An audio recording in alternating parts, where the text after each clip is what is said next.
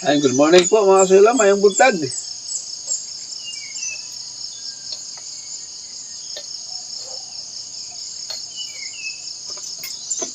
Panibagong vlog, panibagong araw po mga kasila. Tayo muna yung magkakape.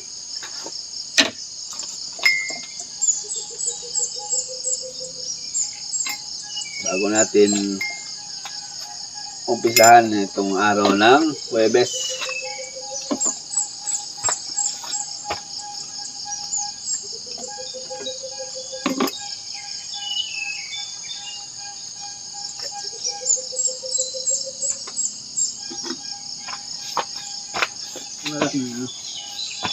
Makagat sa akin.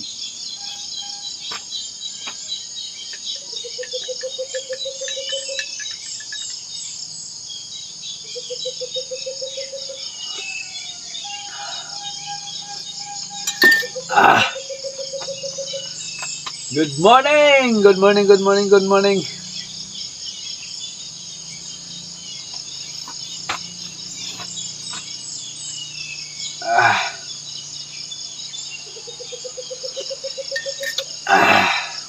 Kumusta po kayo lahat dyan mga kasilo? Kumusta ang gising?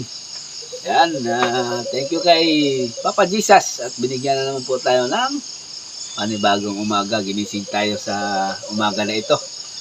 Yan, isang napakalaking blessings na po yan mga kasilo. Kaya bagong lahat, magpasalamat muna tayo kay Apong Gino. Siyempre. So, ngayon, yan o, may dala akong bag ito. Ang laman nito ay mga medisina. Mag-i-inject ako ngayon sa mga nanay, bagong anak. Lalo na yung native kasi tingin ko konti lang kanyang gatas. Maliit lang kanyang didi. At saka yung nanganak ng triplets, i-injectan ko rin yun.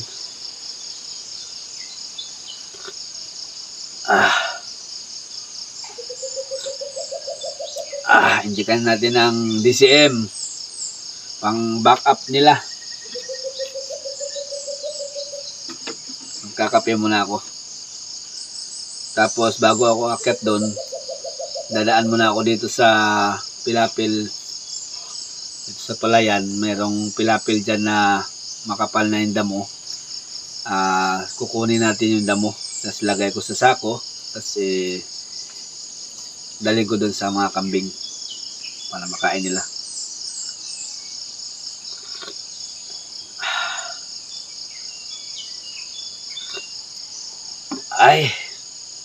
Maaga tayo. Maaga po akong nagpunta dito. Alas 3 pa lang. Nagising na ako. Napadidi sa ating bagong membro. At pagkatapos, nagayak. Tapos diamiritso na ako dito para ilipat yung mga kalabaw.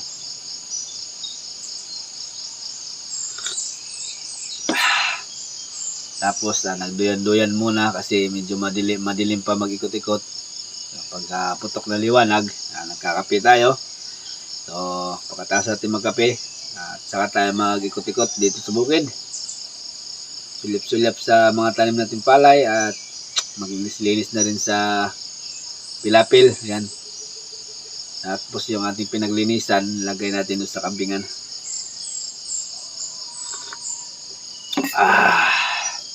Ayan po mga silo, ready to fight na po ako mga silo. Nakapag-costume na ako. So, yan o. Para akong SAP 44. Uy. Mutikan ko na nakalimutan yung aking sako. Lagay ng ating pinaglinisan. Nakapaglinis na tayo ng Pilapil. Nakuha pa tayo ng pagkain ng kambing. Hindi masayang yung ating kinuha ba. Meron Pilapil dito na hindi ko na-sprayhan noon ng herbicide. So, makapal na. Tatanggalin natin. Tatanggalin ko pala. Kasama ko pa kayo Yan, nakapagsiga-siga na ako sa kubo. Nakapagwalis-walis na ako. Yan. Good morning. Nasa pag-akyat ko doon, tsaka tayo mag-take ng or mag-inject na ako sa mga inahing kambing. Pagdala na natin silang pagkain. Wow. Mga kaway, kumikindat yung aking mga palay mga sulo. Tingnan natin kung meron pang sumasalubong na insekto kasi noon nung hindi ko pa na-sprayhan. Paglapit ko pa lang, halos makain ko pa or babangga pa sa akin yung mga insekto. Aray ko.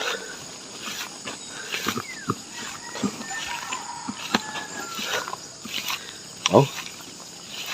Ganda na ng ating na palay mga sulo.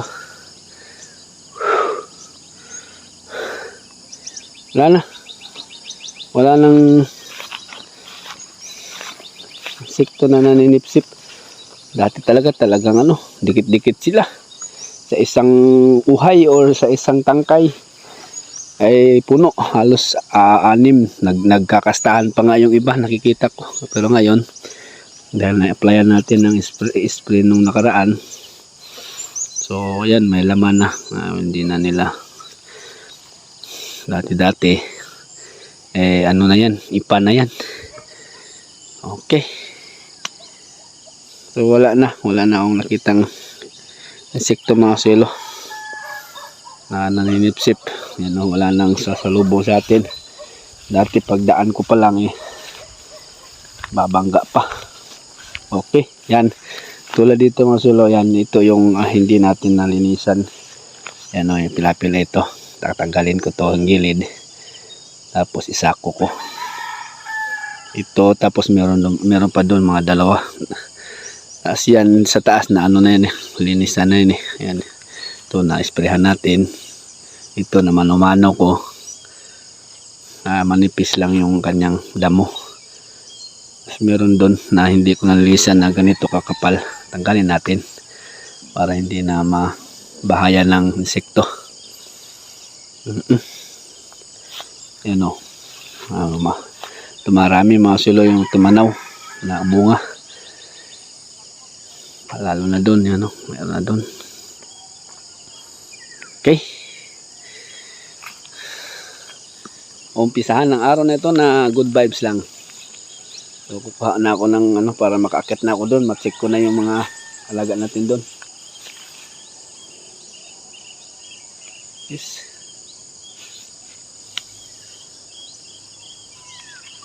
Tanggalin ko muna ito yung aking armas. Okay.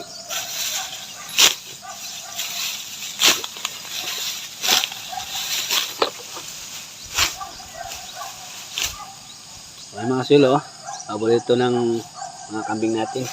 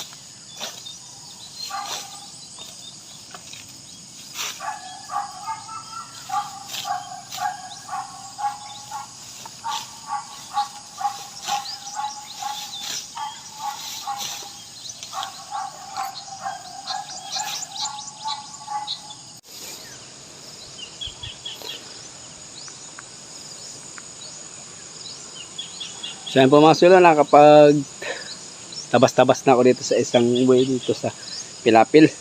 Ngayon na isaka ko na. Ayan o, siksik yung sako natin. Kaso hindi natin nalagay lahat. Meron pa doon sa dulo, balikan ko na lang. Dahil aakyat na tayo doon para ma-check na natin yung kambing. Hindi ako mapalagay kapag hindi ko sila makita. Sige, babalik na lang ako mamaya. Baka na-injikan ko na. So yan, diba, litaw na yung palay sa gilid. Dati natabunan sila. Ngayon, yun o. Kung asilo, unti-unti na sila o. Dumarami na sila. Yan. Ito yung sa isang puno. Bunga sa isang puno to.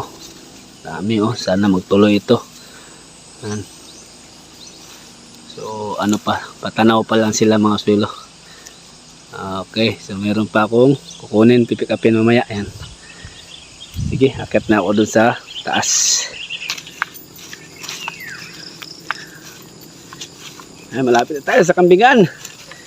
Ay, good morning mga kambing. Meron akong pasalubong sa inyo. Tapos mag-i-inject tayo ngayon. Huh.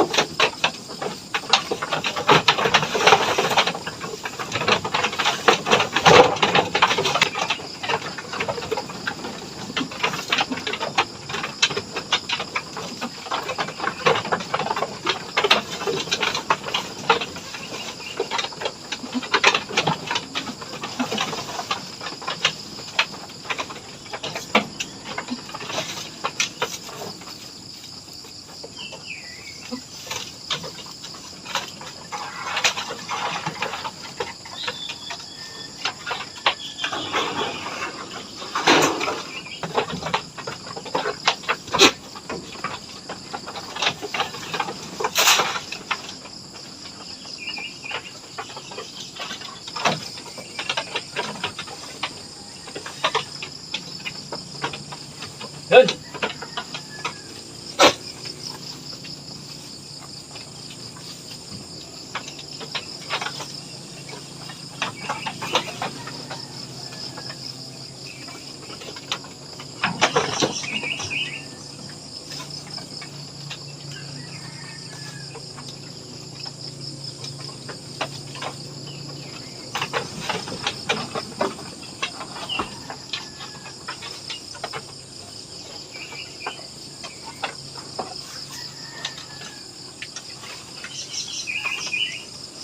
I-inject na tayo mga kasulo. Pero i-on ko muna yung radyo para meron silang marinig na iba.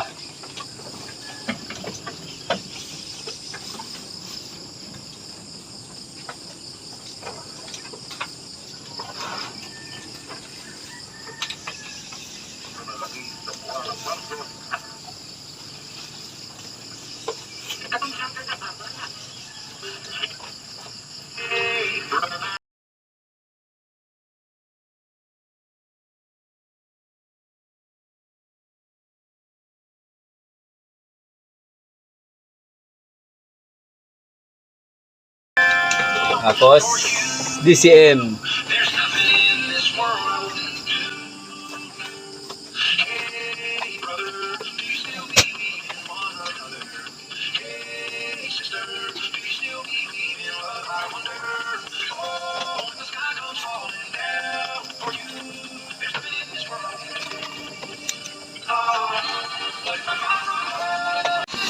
Yan, busy sila sa kanilang foods. Ano? So, dagdagan ko pa mamaya yan. Oh, kain. Tapos ito yung aking injectionan. Native, yung bagong panganak, saka yung nanganak ng triplets. Iniwalay ko sila, nilagyan ko sila ng pagkain sa loob kasi nag-aaway sila, nagsusungagan sila. So, yun. Tara, inject muna tayo.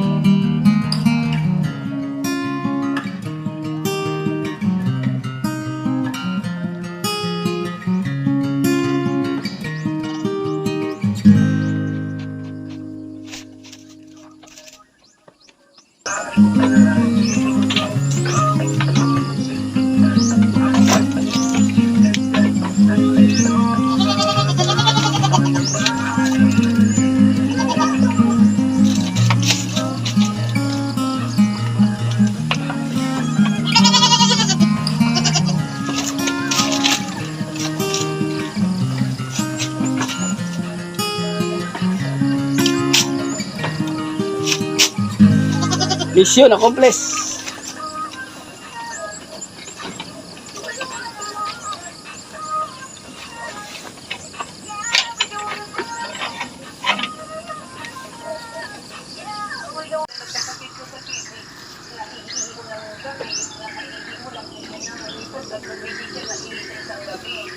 Yan po mga sulo, na ilagay ko na yung mga, ay hindi na ilagay, injeksyonan ko na yung mga dapat injeksyonan. Sinama ko na pala yung kulay pula, yung merong dumidede din na dalawa.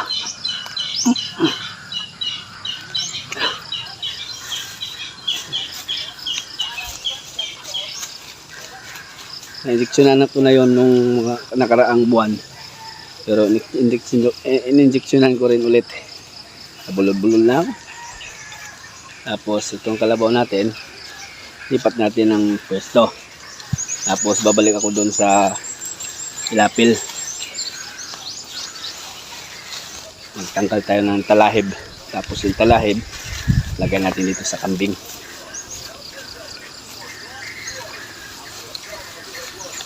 Lagyan ko muna sila ng radyo. Meron silang maririnig. Ano mo ipitin? Ayos. Ito ka. Yan o. Lumabas na si Aring Araw mga suelo. Uy. Yung sako pala. Iwan. Ano mo na. Maga pala mga suelo eh. Pawisan na ako mga suelo. Ay, gracias.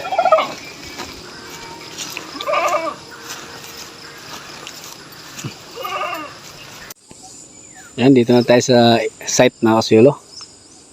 So yan po yung ating, ayan o. Ito yung hindi natin na-sprayhan eh. So yan ang ating tatanggalin hanggang doon. Tara, time lapse muna tayo.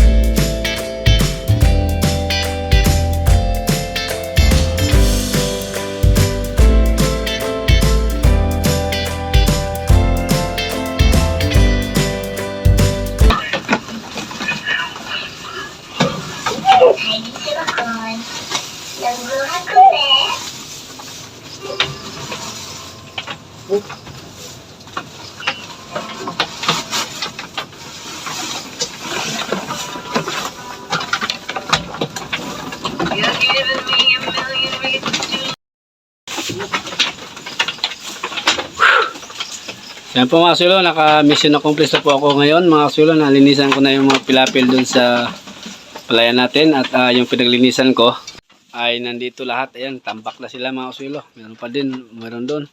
Meron. Yung sa mga may anak. Ayan. Ang dami akong nakulikta mga kasulo. Mga damo. So yan, iwanan ko muna sila.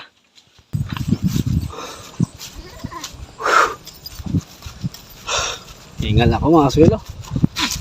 Uuwi na ako kasi nakaramdam na ng gutom. Nakakalimutan ko yung oras. Siguro wala yan.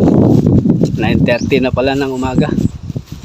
So nalibang tayo dun sa ginapas dating talahib. Tapos inakot ko pa, 3 balik ako.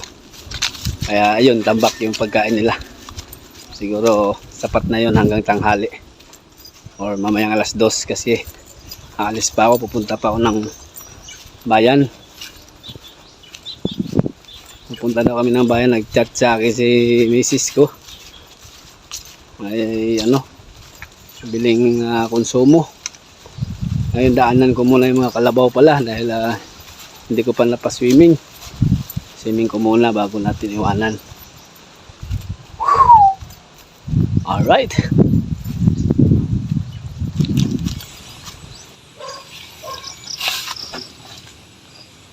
Hindi nila naubos mga silo yung ating binigay kanina mga silo. Dahil sobra naman pong dami talaga. At saka lumabas na sila. Pinalabas ko. Andun sila sa kabilang area. So yan, habang hinihintay ko silang bumalik, ginawa ko muna yan yung tinibayan ko or dinagdagan kong para masinsin, para wala talaga madaanan yung kaibigan natin aso sa kabila. Ayan sinarado ko na. Tinibayan ko na, dinagdagan ko ng pako yung mga hindi ko napako noon kasi naubusan ng pako. So ngayon nagawa ko na. Ayos. Iwan ka. Iniwan ko si Toro dahil yan ang nagpapasimuno na lumalayo.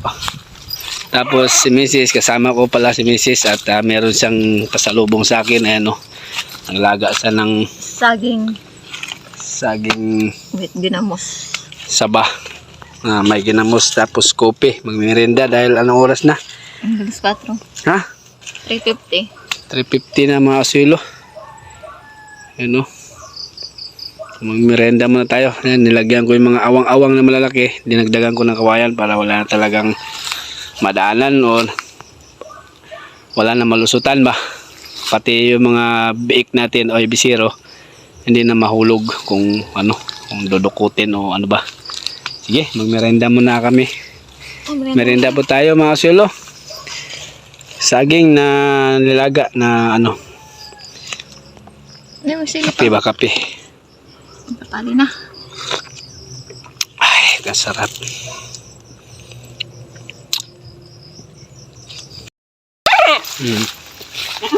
Mainit pa yung saging mga silo, kain pa. Ngayon mga silo, naiwan pala yung native dito. Sumama, dito na lang daw siya. So meron po nag-comment mga silo na hindi ko na daw sana inuwi. At dito ko na lang pinadidi sa So hindi na po maaari kasi nauna po kasi siyang nanganak umaga, tapos yung nanganak ng triplet sapo na. So naaamoy na niya yung kanyang anak. Sa base sa experience ko mga silo sa pagkakambing, once na naamoy na nila, hindi na nila papadidihin pa. Pupwede pong padidihin. Pero pigilan mo yung nanay, hawakan mo yung nanay. So gastarol sa oras. Tulad ko na may iba pang mga pinagkaabalahan. So hindi natin tulad ngayon po mga silo, yung inuwi natin kambing nandun sa bahay. So si mother ang nagpapadidi. So every 3 hours makakadidi siya. Pero kung dito siya, kailangan nandito ako laging nakabantay. So hindi po pwede, hindi kakayanin sa tower. Maliban lang kung meron kang tauhan, ayan, pwede po na hindi na iuwi o papadidihin na lang sa kambing talaga. Katulad ko na maraming pinagkaabalahan, may lakad din paminsan-minsan. So hindi natin mapokusan. Kung nasa bahay siya, nandyan si Mrs., nandyan si CJ, marunong na rin magtimpla at magpapadidi, at si mama ko. So yun, kaya yun ang aking desisyon na iuwi na lang kaysa, kasi kahapon nga, nakadidi nga siya pero nasaktan na yung nanay kasi 3 nga yung anak niya. Tapos dito rin, tingin ko, tingnan nyo po yung didi niya. Tingnan nyo po yung didi niya, kapiraso lang po. Maliit siya, native lang. Hindi ko na ginalaw, hindi ko na inano ba, pinadidi sa kanya. Pwede naman. Kaso nga, ihawakan nga yung nanay, itali mo. So, kaya yan ang aking nadesisyonan. Nakapagpasya ako na iuwi na lang. Total, meron naman po rin kaming experience sa pagpapadidi. So, yun. Yan, katulad dito, si Petra, sama-sama sa amin. Si Petra lang aming sinama. Kasi kumakain na siya ng damo at malakas na yung katawan niya. Pero isama ko rin yun paminsan-minsan yung kapag nakarecover na. Wala pa tayong hindi pa natin na yun, na injection ng iron dahil wala pang 3 days nga. Malambot pa yung buto nun. So si mama muna yung napapadidi ngayon. Okay. So magmerenda muna tayo. Tapos puntahan yung mga kambing. Nandun sila sa baba.